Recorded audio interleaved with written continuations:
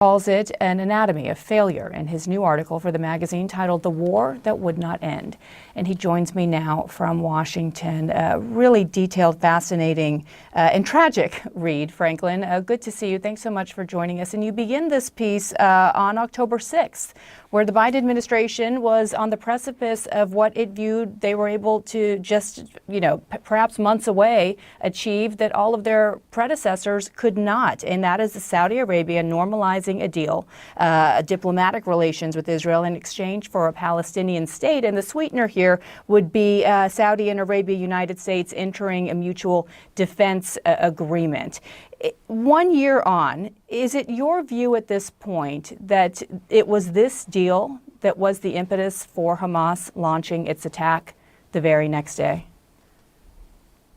It was probably one of the causes that entered into Hamas's calculation.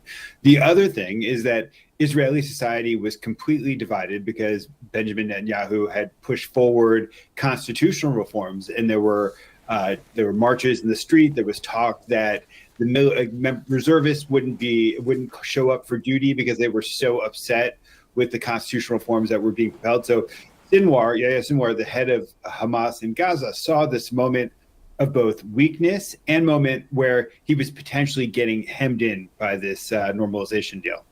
Yeah, and we know now that to mastermind a deal, an attack the way they did in such a large scale with the detail in the tunnel systems alone in Gaza would have taken years to put together.